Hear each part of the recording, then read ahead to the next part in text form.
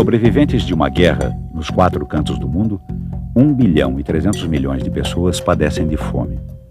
Vivem abaixo da linha da pobreza, à margem da dignidade humana. Sempre ao Deus dará. São involuntários combatentes da guerra da fome, que a cada ano mata 40 milhões de pessoas. E não acaba. Cotidianamente, é realimentada pelo abismo que separa os que têm e podem quase tudo dos que não têm nada. Foi a voz de um brasileiro que expôs a tragédia da fome. Josué de Castro denunciou, apontou causas e consequências. E, principalmente, ofereceu alternativas. Tout l'extraordinaire progrès du monde peut être remis en cause par le problème de la faim mondiale. Car la prise de conscience de ce problème conduit les peuples affamés à la révolte. Dans 20 ans, ou bien nous aurons la catastrophe par la famine mondiale, ou bien nous aurons l'abondance pour tous. Car on dispose des ressources naturelles, techniques et financières suffisantes pour résoudre le problème. Josué Apolônio de Castro, pernambucano de Recife, nasceu no dia 5 de setembro de 1908. Aos 21 anos formou-se em medicina, em filosofia aos 29.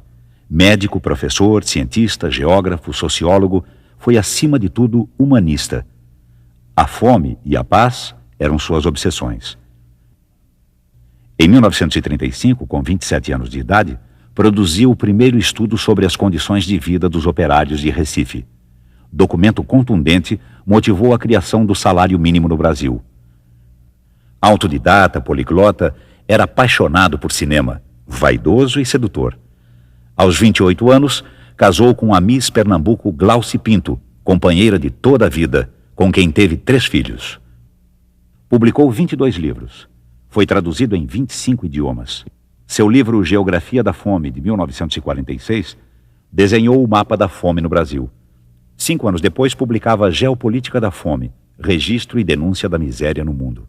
Presidiu a FAO, Organismo das Nações Unidas para Alimentação e Agricultura. Foi deputado federal e embaixador do Brasil na ONU. Recebeu o Prêmio Roosevelt, da Academia de Ciências Políticas dos Estados Unidos, o Prêmio Internacional da Paz e o título de Cidadão do Mundo. 2 vezes foi indicado para o Prêmio Nobel da Paz. Em 1964, foi cassado pelo regime militar. Morreu no exílio, em Paris. Tinha 65 anos e muita saudade do Brasil. Denunciei a fome como um flagelo fabricado pelos homens contra outros homens. Assistiremos nos anos futuros ou à integração econômica do mundo ou à desintegração física do planeta. A paz depende mais do que nunca do equilíbrio econômico do mundo. A segurança social é mais importante do que a segurança nacional baseada nas armas. Só há um tipo de verdadeiro desenvolvimento: o desenvolvimento do homem. Tecnicamente, o mundo não morrerá de fome. A fome é um problema político. Nem capitalismo, nem comunismo, mas uma outra coisa. Um dia, é possível que a sociedade em conjunto se constitua como organismo único. Os ingredientes da guerra são o ouro e as bombas atômicas. O ouro acumulado à custa do sofrimento e miséria de 2/3 da humanidade. E as bombas produzidas pela aplicação pervertida da ciência a serviço da destruição e da morte. Os ingredientes da paz são o pão e o amor. Sou um homem interessado pelo espetáculo do mundo.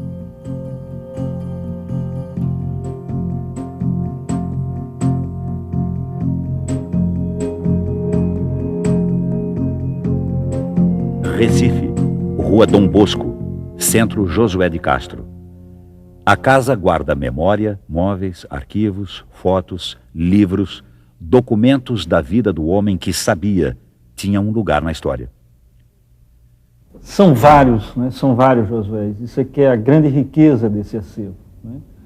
É o Josué do início da sua carreira, estudante, já voltado para a literatura, o crítico de cinema, o comentador de Freud aos 17 anos, é algo extremamente interessante. O médico, em seguida, e sem que isso seja uma divisão, o pesquisador da nutrição, o político, e coroando tudo isso, o Josué, homem universal, brasileiro universal. É o que nós encontramos nessa documentação, na sua correspondência, na sua preocupação, no seu arquivo de recorte de jornais. É parte da história, não só do homem Josué, é parte da história brasileira que está neste arquivo. A Segunda Guerra Mundial acabou em 1945. O mundo queria a paz. Gente dos 4 cantos da terra pensa, agita, trabalha por um mundo melhor. O brasileiro Josué é companheiro dessa luta. Agendas diárias, cartas, cadernetas de telefone revelam o universo de trocas com ilustres cidadãos do mundo. São pensadores, políticos, cineastas, intelectuais, religiosos, gente que queria melhor destino para a humanidade. No Brasil, a nossa memória é muito curta. Josué é um desses homens, era um pernambucano, não é? Atrevido, como todo pernambucano, alegre, corajoso, um homem de grande ímpeto, de grande fibra, perseguido. Quando houve o golpe militar de 64, Josué passou a ser considerado subversivo, um inimigo da pátria, um comunista, um isso, um aquilo. Ele era apenas um brasileiro, um grande brasileiro, um cientista, um escritor, um homem público, devotado à sua pátria, ao seu povo, aos pobres do Brasil. Sabia da injustiça, sabia das nossas mazelas, sabia da fome, e como ele sabia da fome. Eu gosto muito de falar sobre Josué, porque eu tenho um amor pelo Josué. Josué é uma das pessoas que eu mais admirei. Eu digo mesmo que o Josué é o homem mais inteligente e mais brilhante que eu conheci. E o diabo que me dava inveja de nobre, Josué era brilhante em todas as línguas. Era em português, em espanhol, era em inglês, em francês. Incrível. O talento do Josué era ofuscante. E olha que eu trabalhei com gente muito inteligente, como Anísio, durante anos. Anísio Teixeira, como Hermes Lima. Mas o Josué era realmente uma força, assim, de intelecto, como eu nunca vi outro. E ninguém tem ideia hoje da importância de Josué. Na década de 50, 60, a importância dele era tão grande que havia umas 5 personalidades importantes da humanidade que tinham que estar reunidas quando a ONU fizesse alguma coisa, quando ocorresse alguma coisa que importasse o gênero humano. Entre as pessoas, 3 eram indispensáveis: Lloyd Boyd Orr, Bertrand Russell e Josué de Castro. Então era normal que Josué fosse convidado, porque Josué era considerado internacionalmente como um homem admirável. Eu considero que Josué era um homem que era não somente um grande cientista social, um nutricionista, mas era um homem de uma grande sensibilidade, de um grande humanismo, de maneira que ele encarou a questão da fome como um problema que ultrapassava os limites de um homem preocupado mais com literatura. Ele, ao invés de escrever romances, como fez Elis do Rego, Raquel de Queiroz, Graciliano Ramos, ele preferiu fazer ciência para descobrir os métodos de resolver a questão da fome. Na Faculdade de Medicina do Derby, que antigamente era somente a faculdade, não pertencia ainda à universidade, havia um professor muito conhecido pelas suas aulas brilhantes, pela maneira como ele se comunicava com os alunos, e esse professor era Josué de Castro, em 1933, por aí. Então, pela fama desse professor, eu fui assistir a aula dele, a primeira aula dele. E na hora ele falava sobre metabolismo basal, de uma maneira tão fácil de entender e tão brilhante no dizer, que nós então ficamos alunos dele. Tanto que a minha turma era a turma do catedrático. Mas apesar de ser do catedrático, nós assistimos às aulas dele. E ficamos amigos, porque ele fazia do aluno logo um colaborador, um amigo, explicando as coisas com muita simpatia e muita propriedade, e nos aproximou, a mim, sobretudo, que me liguei a ele desde essa fase do 2º ano de medicina, até que ele morreu. Je pense que quelqu'un comme Josué de Castro fait partie de ces personnes avec lesquelles, quand on me demande quand est-ce que vous vous êtes connus, je réponds, nous ne connaissions pas, nous nous sommes reconnus du jour où j'ai eu connaissance de ces travaux géopolitiques de la faim, géographie de la faim. J'étais très sensibilisé à tous ces problèmes, bien que n'ayant aucune expérience.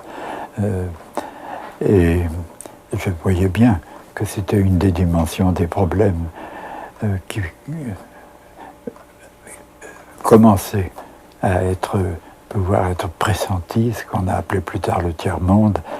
Il était un éveilleur qui tout d'un coup criait à des forces, des puissances qui étaient persuadées qu'elles étaient puissances de droit divin et pour toujours. Et il criait ce que nous avons été plusieurs à répéter, et c'est là-dessus que nous sommes rencontrés, reconnus, criant nous entrons dans l'époque de l'impuissance des puissants. Quando eu era estudante de sociologia, a Geografia da Fome era livro obrigatório, né? E mais do que o livro, a temática que ele levantava, né? Eu acho que ele foi que disse, existe fome no Brasil. Né?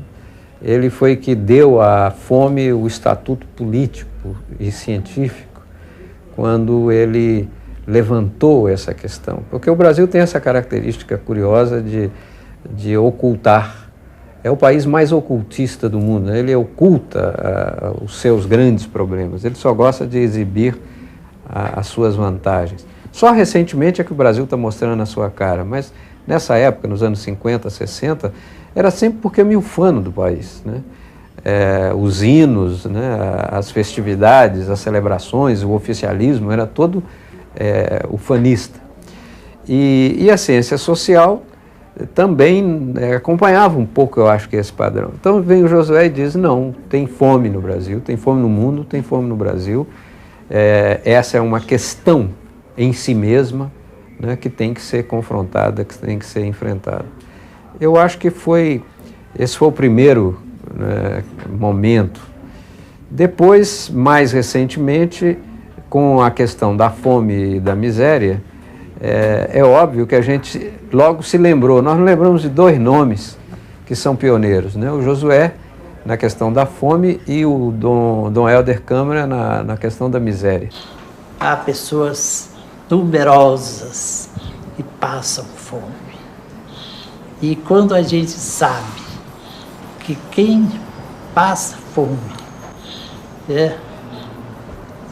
muitas vezes não é entendido. Mas, graças a Deus, sempre surge algumas pessoas que têm uma visão mais larga, que têm uma compreensão mais ampla. E, por exemplo, para mim, Josué está entre aqueles que mais entenderam essa passagem pela miséria, passagem pela fome, porque realmente não é fácil suportar a miséria. A fome é, regra geral, o produto das estruturas econômicas defeituosas e não de condições naturais insuperáveis. Porque Josué teve uma infância difícil, né? Infância de menino pobre. Por ele próprio é que ele cresceu. E quando ele vinha ao Recife, sempre nós tínhamos assim umas horas de sair de automóvel, andar pela cidade, o que ele dizia, vamos fazer um roteiro sentimental. Quando ele vinha da Bahia e depois do Rio, onde ele completou o curso, onde ele fez o curso desde o segundo ano, primeira coisa era a gente ir passear. O nosso passeio todo era mangue. Ele tinha que ver os mangues todos daqui, de Olinda, do bairro do Recife, tudo isso a gente ia e conversava com o pessoal do mangue. No mangue tudo foi ou será caranguejo, inclusive o homem e a lama. Não foi na Sorbonne, nem em qualquer outra universidade sábia, que travei conhecimento com o fenômeno da fome. A fome se revelou espontaneamente aos meus olhos, nos mangues do Capiberibe, nos bairros miseráveis de Recife, Afogados, Pina, Santo Amaro, Filho do Leite. Essa foi minha Sorbonne, a lama dos mangues de Recife, fervilhando de caranguejos e povoada de seres humanos feitos de carne de caranguejo, pensando e sentindo como caranguejo. São seres anfíbios, habitantes da terra e da água, meio homens e meio bichos. Alimentados na infância com caldo de caranguejo, esse leite de lama, se faziam assim irmãos de leite dos caranguejos. Cedo me dei conta desse estranho mimetismo, os homens se assemelhando em tudo aos caranguejos, arrastando-se, acachapando-se como caranguejos para poderem sobreviver. A impressão que eu tinha era que os habitantes dos mangues, homens e caranguejos nascidos na beira do rio, à medida que iam crescendo, iam cada vez se atolando mais na lama. Foi assim que eu vi e senti formigar dentro de mim a terrível descoberta da fome. Pensei a princípio que a fome era um triste privilégio desta área onde eu vivia, a área dos mangues. Depois verifiquei que no cenário da fome do Nordeste, os mangues eram uma verdadeira terra da promissão, que atraía homens vindos de outras áreas de mais fome ainda, das áreas da seca e da monocultura da cana-de-açúcar, onde a indústria açucareira esmagava, com a mesma indiferença, a cana e o homem, reduzindo tudo a bagaço. E vi também os homens sentados na balaustrada do velho cais a murmurarem monossílabos com um talo de capim enfiado na boca, chupando o suco verde do capim e deixando escorrer pelo canto da boca uma saliva esverdeada, que parecia ter a mesma origem da espuma dos caranguejos.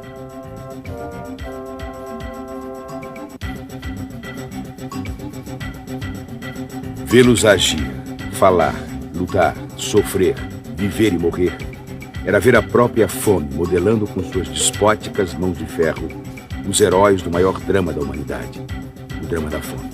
No Brasil, naquela ocasião, prevalecia uma mentalidade ufanista. Considerava-se que o Brasil era um país que vivia num regime de fartura, de bem-estar, que não havia fome no Brasil. E a geografia da fome veio exatamente desmistificar o Brasil e mostrar que, de fato, nós tínhamos aqui uma quantidade enorme de pessoas que não tinham recursos e que viviam praticamente na miséria. E essa apresentação deles, mostrando na realidade, na geografia da fome, o que era o Brasil, o verdadeiro Brasil que ele conhecia e que ele pesquisara, isso nos deu a impressão de que o Brasil acordara de uma grande ilusão. Poderia até dizer que a geografia da fome poderia ser, de certo modo, equiparada à carta de Pero Vaz Caminha. Eu creio que ele teve o mesmo efeito e a mesma repercussão da primeira carta escrita a respeito do descobrimento do Brasil. Eu creio que o grande interesse provocado pela obra do Josué de Castro foi ele trazer ao cenário nacional o tema da fome, como o Gilberto Freire tinha trazido o tema do escravo, como o Euclides da Cunha tinha trazido o tema do banditismo e do fanatismo religioso no Nordeste. Eu creio que a fome era encoberta, era esquecida, era pouco comentava-se pouco o assunto, era um assunto debaixo do pano, e o Josué trouxe à luz do dia esse tema. O Josué nos reorientou as nossas posições em relação ao problema da fome. Eu achava que o problema da fome, enfim, havia seca, não é isso? Não podia, as pessoas não tinham condições de progredir. Ele relacionou isso com o latifúndio, relacionou isso com a distribuição de renda incorreta que há no nosso país.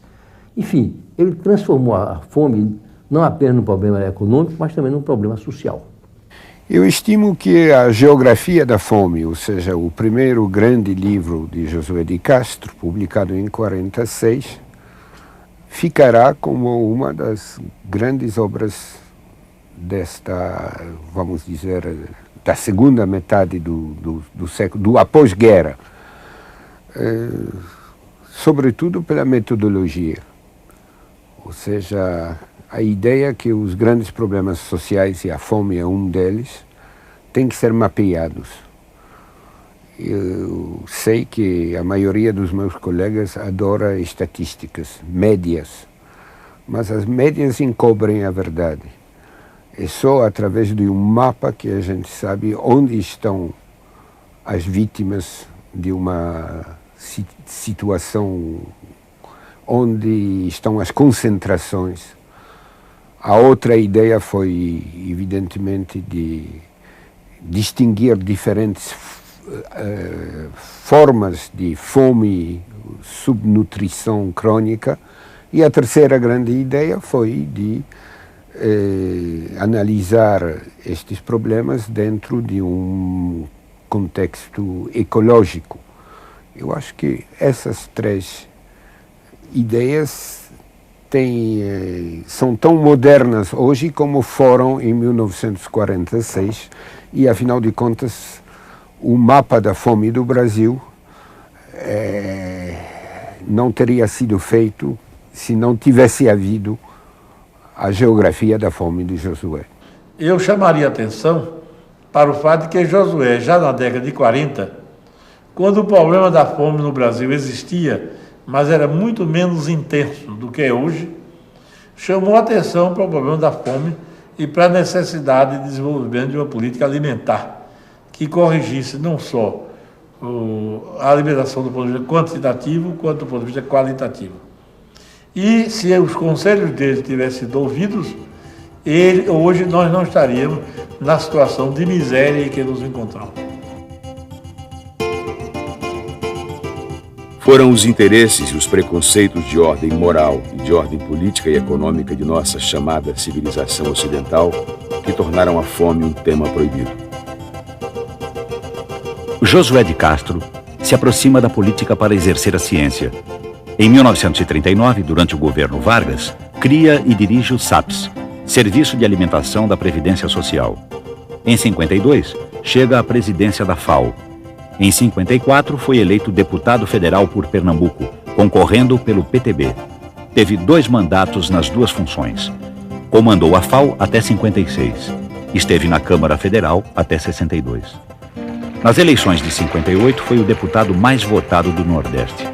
Como da primeira vez, eleito pelo PTB, com o apoio dos socialistas, comunistas e cristãos. Nos governos de JK e Jango, teve um pé no ministério. No mais tradicional estilo da política brasileira, foi fritado antes da posse por imposição de correntes do seu próprio partido, o PTB. Eu era chefe da Casa Civil, então conversei com o Jango e disse: olha, o homem mais brilhante do Brasil, mais importante nessa área de alimentos, de agricultura, é Josué de Castro. E ele enfeitará o governo, isso é uma coisa bonita, fazer de Josué ministro da Agricultura, ele pode ser um grande ministro da Agricultura. O Jango concordou, eu fui ao Josué e disse: olha, Josué, você vai ser nomeado. Me faça um favor, não diga a ninguém. O que o Josué fez de besteira, ele foi para Pernambuco, contou lá, que ia ser ministro. O que acontece é que imediatamente surgiram os anticorpos. Uma quantidade de politicões foram em cima do Jango, em cima de mim, dizendo: olha, eu sou muito melhor membro do partido, Josué não põe o pé no Brasil, está sempre fora. Então, essa é uma coisa incrível, porque era um complô da mediocridade militante do partido, que achava que eles estavam lá lutando, e que o José estava sempre fora, de que dar no Ministério José era um absurdo. Então o partido dele, o PTB, impediu que o José fosse nomeado, uma coisa que já estava combinada, ministro da Agricultura. E é de pensar o que o José teria feito. Ele estava um vulcão de ideias, imaginando como fazer uma economia agrícola em que o povo comesse. É muito bom ter uma economia que produz muita soja para engordar pouco no Japão, ou para engordar frango na Alemanha. Mas era preciso ter uma economia que produzisse mandioca, farinha de mandioca, feijão, arroz, o que o povo come. Então o Josué é que ia tentar fazer essa reversão. E pelo reacionarismo do Brasil e também pelos ciúmes dentro do meu próprio partido, ele foi alijado disso, não teve essa oportunidade, e o Brasil não teve a oportunidade de pegar o mais brilhante homem desse campo e fazer dele o seu ministro da Agricultura, que é o ministério encarregado de ter comida farta em cada casa todo dia, coisa que nós estamos longe de conseguir. O homem que foi ironicamente batizado por seus adversários de Josué da Fome não era confiável para lidar com política de terras e produção agrícola. Mais grave do que a fome aguda e total é o fenômeno da fome crônica ou parcial, que corrói silenciosamente inúmeras populações do mundo. E quando eu cresci e saí pelo mundo afora, vendo outras paisagens, me apercebi com nova surpresa que o que eu pensava ser um fenômeno local, um drama do meu bairro, era um drama universal. Aquela lama humana do Recife que eu conheci na infância continua sujando até hoje toda a paisagem do nosso planeta com negros borrões de miséria, as negras manchas demográficas da geografia da fome. A fome não é um produto da superpopulação. A fome já existia em massa antes do fenômeno da explosão demográfica do após-guerra. Apenas essa fome que dizimava as populações do terceiro mundo era escamoteada, era abafada, era escondida. A luta contra a fome constitui uma espécie de guerra fria, que ameaça congelar toda a vitalidade de nossa civilização se não pudermos ganhá-la de modo definitivo. Um país pouco conhecia da fome do outro. Então eu creio que o Josué teve esses dois papéis importantes. Primeiro, mostrar a generalidade do fenômeno da fome e, ao mesmo tempo, como ela se dava em diferentes áreas. Não é a mesma coisa a fome, como ele muito bem mostrou, no Nordeste da cana-de-açúcar, no Nordeste árido. Mas também não é a mesma coisa a fome na Ásia e a fome na África.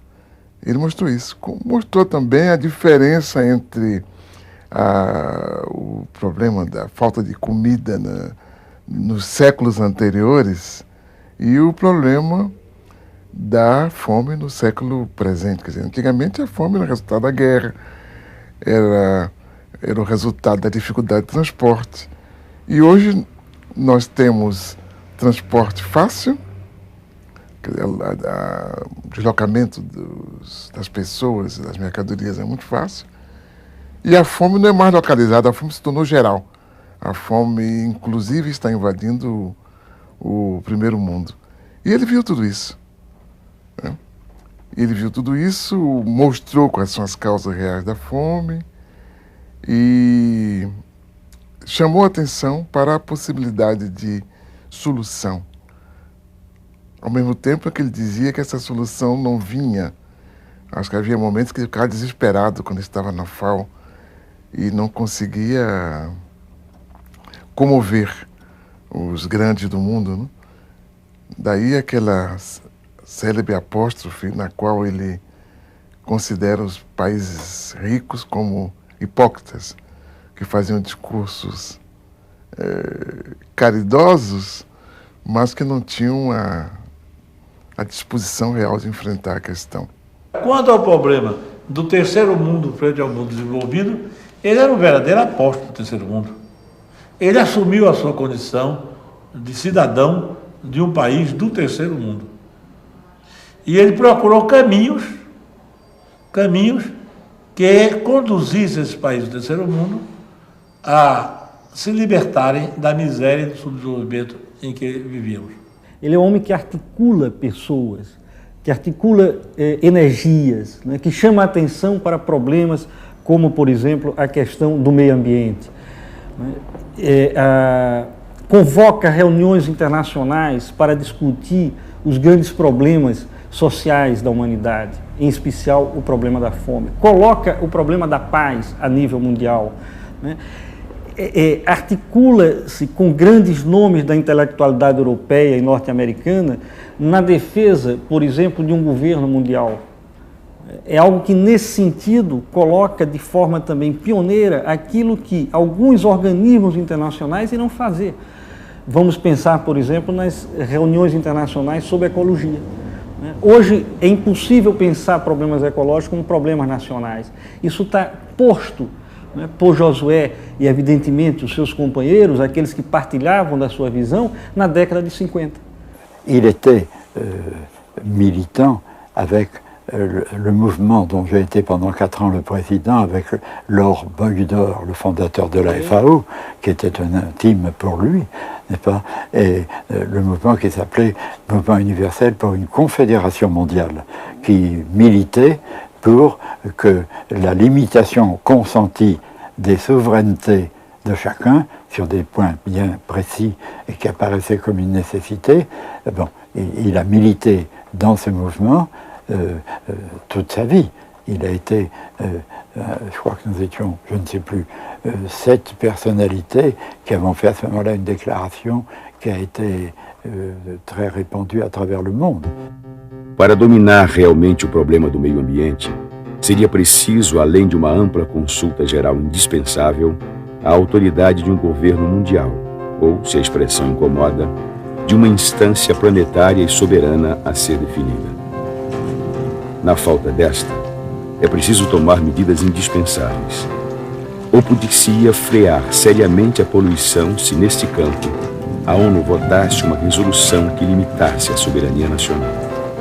Acalanto essa esperança, pois hoje a poluição constitui razão suficiente para que, finalmente, o mundial obtenha suas primeiras vitórias sobre o nacional. Sempre a favor da paz, Josué foi militante ativo nas lutas por igualdade econômica e social, pelo desarmamento e contra a Guerra Fria, que dividia o mundo em 2 blocos, capitalismo e comunismo. Em 1955, a Assembleia Mundial da Paz, reunida em Helsinki, deu a Josué o Prêmio Internacional da Paz de Ciências. Os ingredientes da paz são o pão e o amor, pregou Josué da Fome no seu discurso de agradecimento ao prêmio. Também aproveitou a ocasião para propor a criação de um fundo internacional de luta contra a fome.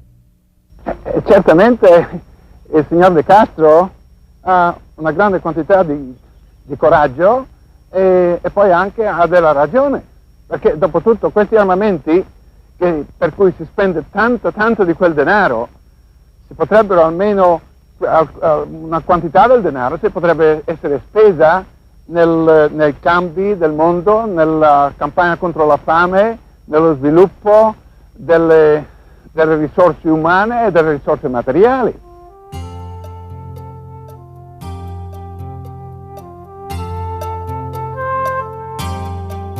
Criou então a ASCOFAM, Associação Mundial de Luta contra a Fome, com direito à regional nordestina, de postos em Recife, Caruaru e Araripina. Era o braço do amor por Pernambuco, estado natal que o cidadão do mundo jamais esqueceu. A cada volta a Recife, juntava os amigos para fazer seu roteiro da saudade, percorrer os mangues, saber da vida de seus habitantes, namorar as paisagens de infância, contar o que via no mundo, saber o que se vivia por ali. Em 62, o governo Jango faz de Josué embaixador brasileiro junto à ONU. Seria seu último posto como representante oficial do Brasil. Nós não podemos passivamente esperar o futuro, pois assim seremos esmagados por ele. O homem de hoje tem que criar o seu futuro. Mesmo longe da cena política brasileira, como embaixador em Genebra, a independência e a ousadia de Josué incomodavam. 11 dias depois do golpe militar de 1964, perdeu os direitos políticos. Seu nome integrava a primeira lista de cassações da ditadura. Tinha entre os companheiros de infortúnio o presidente João Goulart, o ex-presidente Jânio Quadros, Darcy Ribeiro, Francisco Julião, Gregório Bezerra, Miguel Arraes, Pelópida Silveira, Luiz Carlos Prestes, Raul Riff, Leonel Brizola, Neiva Moreira. Josué tinha 56 anos. Escolheu Paris para seu exílio. Não abandonou a ciência nem a militância. Deu aulas na Sorbonne e em Vincennes, na Universidade de Paris. Criou e presidiu o CID, Centro Internacional para o Desenvolvimento. Intensificou a luta humanista. Não parou de pensar o mundo. Não parou de ousar apontar caminhos. Acelerou nas suas denúncias contra o colonialismo econômico, o desrespeito ao ser humano e ao meio ambiente. É imprescindível retransformar a economia de guerra em que vivemos em economia de paz e utilizar a enorme poupança que resultar do desarmamento parcial na obtenção de um tipo de desenvolvimento pacífico e igualitário, não poluidor. Mesmo de longe, a ditadura militar controlava Josué, taxado de notório comunista. Seus livros foram banidos das universidades brasileiras, seu nome censurado e proibido na imprensa, seu passaporte sistematicamente negado. Josué, caçado, ele continuou uma vida intensa, era um homem que adorava o trabalho, né? Ele fazia trabalhar, etc. Mas o fato, primeiro, de ter sido atingido por uma coisa que ele julgava que não tinha por que ser caçado, isso atrapalhava a vida dele. Então ele começou a ter depressão a partir disso e em certo momento, já no ano de 65, ele esteve em Genebra e eu realmente nunca vi ninguém com a depressão tão forte. Um Josué de Castro diferente. Aquele Josué de Castro triste, até mesmo levemente distraído, num dia de outono, metido no seu sobretudo, chapéu de feltro, cachecol, luvas, e aquele Josué de Castro que vinha descendo o Boulevard Saint-Germain, um pouco sem saber ao certo o que fazer de si mesmo. Esse Josué de Castro era, ao tempo, um exilado do Brasil. O Brasil de 64, que tinha dispersado não apenas grandes figuras da nossa vida política, dispersou também grandes figuras no plano intelectual. Eu estive com ele a última vez, já depois do golpe militar, creio que foi em Lisboa, pouco antes da morte dele. Eu o encontrei por acaso na rua, eles embarcaram em Lisboa, ia andando e me deparei com o Josué, e foi aquela exclamação de um lado e de outro, Josué, Jorge, nos abraçamos, entramos no botequim e fomos conversar. Foi a última vez que eu vi, a última vez verdade. Ele estava bastante marcado já. Eu me lembro que eu saí, cheguei ao hotel e disse a Zé, encontrei Josué e fiquei muito triste. Eu achei ele muito quebrado, muito... Não sei se ele vai viver muito tempo. Infelizmente eu tinha razão, ele não viveu muito tempo, viveu muito pouco tempo. Não me lembro de ter ouvido um comentário sobre uma volta ao Brasil. E eu acho que era uma coisa que a gente já não falava mais. Eu acho que quando nós chegamos em Paris, em 64, nós todos sabíamos, estávamos certos que voltaríamos rapidamente para o Brasil. E a vida continua a mesma, um grande entusiasmo, muito trabalho. Eu ia para a escola, a mamãe em casa, viajavam muito os dois. Foi uma época que ele estava muito ocupado, muitos convites. E nós falávamos muito em voltar ao Brasil em breve. A partir de quando, não sei, mas eu sei que talvez uns 5, 6 anos depois, eu acho que ninguém mais acreditava. E a minha impressão é que ele tinha mudado muito. Ele tinha mudado muito, que ele tinha épocas assim bem longas de tristeza, de abatimento, E eu acho que a gente eu não ouvia falar, não havia projeto de volta. O Brasil da ditadura tentava apagar da sua história Josué de Castro. Eu acho que todos os homens da minha geração leram José de Castro, por uma razão ou por outra. Ele foi, de facto, um grande sociólogo, de formação médica, mas que se dedicou toda a vida a tratar das questões da nutrição e os problemas da fome. O seu livro Geografia da Fome e Geopolítica da Fome foi um livro lido e discutido em Portugal, muito, na minha geração, quando eu era jovem. Eu depois tive a ocasião, quando estava no exílio, em Paris, e ele também, aliás, fugido da ditadura militar brasileira, tive a ocasião de me cruzar com ele e de o conhecer, ainda que episodicamente. E guardo uma imagem de José de Castro como um homem altamente sabedor, como um grande humanista, um homem que tinha a preocupação com os problemas sociais e certamente marcado pela fome que existia, pelas dificuldades que existiam no tempo no seu Nordeste brasileiro, que estudou os problemas não só do Brasil, mas sim do mundo e os problemas da fome no mundo, que é um dos problemas mais graves do nosso século, como o senhor sabe, e porventura do século que há de vir. Je pense que s'il était là aujourd'hui, la même lucidité et la même énergie qu'il avait apporté sur un problème qui était celui de la nutrition de l'humanité, parce qu'à ce moment-là, il était le plus tragique, et je pense qu'il apporterait la même énergie et la même lucidité pour guider la jeunesse d'aujourd'hui sur les problèmes nouveaux qui ont pris une dimension encore plus grande, mais qui est celle qu'il avait prévue. Eu creio que dos traços assim fundamentais da personalidade do José de Castro era a sua clarividência. A clarividência é uma virtude que se adquire pela intuição, mas sobretudo pelo estudo. E quer dizer, tentar ver a partir do presente o que se projeta no futuro. Incrível é o seguinte, os livros dele são de imensa atualidade, só que o Brasil deixou de ler os brasileiros. Então, eu peguei, por exemplo, quando eu voltei para aqui do Brasil e ressumi minha cátedra no Instituto de Ciências Sociais, eu conversei com estudantes de filosofia que nunca tinham lido os filósofos brasileiros. Quer dizer, na casa em que esses filósofos fizeram a sua obra, não sabiam porque era mais ou menos proibido falar de brasileiro. De Josué ninguém falava. Então, quando a universidade que tem que cultuar o pensamento dela, quando ela tem a bobagem, a babaquice de querer fazer coisa para um mestre estrangeiro, é como querer pôr um tijolo na parede da cultura francesa, que não precisa desse tijolo, que despreza quem quer fazer isso.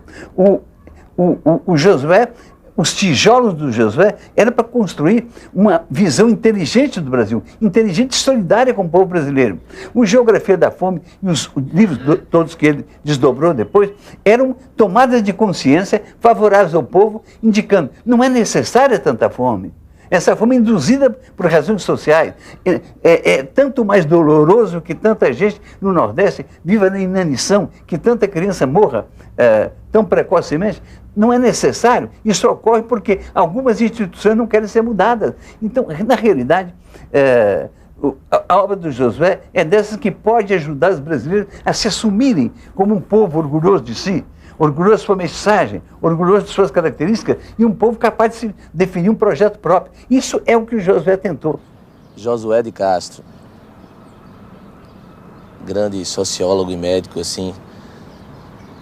Eu nunca soube nada de José de Castro, assim. Eu não aprendi na escola sobre Josué de Castro, assim. É uma pena isso.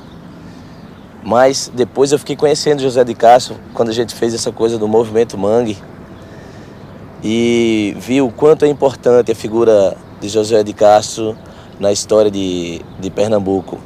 Um homem caranguejo. O Josué, nunca vi tamanha desgraça, quanto mais miséria tem, mais urubu ameaça.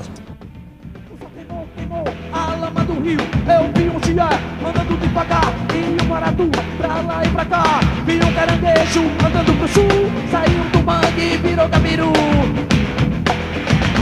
O Josué nunca vi tamanha desgraça, quanto mais miséria tem, mais urubu ameaça. Pros Mangue Babies, assim, pros Mangue Boys, pras Mangue Girls, pras pessoas que gostam de música inteligente, eu acho que tem que se antenar, tem que se informar, tem que saber para onde corre o rio, não é? Tem que seguir o leito, assim, tem que estar informado. Tem que saber quem é José de Castro, rapaz. A cassação, o exílio, a censura não derrotaram a memória. Não se morre só de infarto, de glomerulonefrite crônica. Morre-se também de saudade. Josué de Castro morreu de infarte no dia 24 de setembro de 1973. Sonhava voltar. Uma semana antes, havia pedido mais uma vez o direito ao passaporte brasileiro. Foi negado. Voltou morto. Foi enterrado no cemitério São João Batista, no Rio de Janeiro. Ainda censurado, ainda vigiado. Morreu do coração. Morreu de exílio. Morreu também de saudade. Triste que ele tivesse morrido no exílio, né? Esse é um crime político, né, que a ditadura tem que debitar na sua imensa conta, né? É a morte dele no exílio. Durante a ditadura, houve muita coisa feia, como tortura, assassinato, mas isso do intelectual mais eminente do país. A figura mais importante intelectual brasileira, a mais visível. Esse ser levado à morte em tristeza, querendo vir, perguntando se ele já tinha saído. É uma porcaria. É preciso dizer os nomes também. O embaixador era o general Aurélio Lira Tavares. Quando, de fato, se processou o enterro dele no cemitério de São João Batista, eu compareci e estranhei que houvesse tão pouca gente no enterro de uma figura que tinha tido uma significação extraordinária na sua vida e nas suas manifestações intelectuais. De modo que quando eu vi que o caixão, eu não me contive e tomei a palavra ali mesmo, e aos poucos circunstantes que estavam presentes, eu lembrei que tinha sido José de Castro e, sobretudo, o que significava assim, a geografia da fome na história mental do Brasil. Foi talvez o meu primeiro e talvez único discurso, porque eu não tenho ocasião de que tenha falado no cemitério em nenhuma outra oportunidade. Eu acho que foi uma história bonita, que eu ainda não revivi totalmente, que eu ainda preciso pensar muito nisso para reconstruir uma época que eu ainda era muito jovem. Mas hoje em dia eu sou muito feliz de ter sido filha dele. Ficou a história do homem brasileiro e pernambucano que tinha os olhos abertos para o mundo. Por marcação do destino, enxergava adiante. Viu em 70 o que vivemos em 90. Humanizou a geografia e a sociologia, inserindo o homem e suas circunstâncias no mundo dos mapas e das estatísticas. Retratou miséria e fome. Pôs o dedo na ferida das desigualdades, sem nunca ter perdido as esperanças, sem nunca ter deixado de propor soluções. Josué Apolônio de Castro, o Josué da fome, foi um combatente da dignidade humana. Queria um mundo melhor.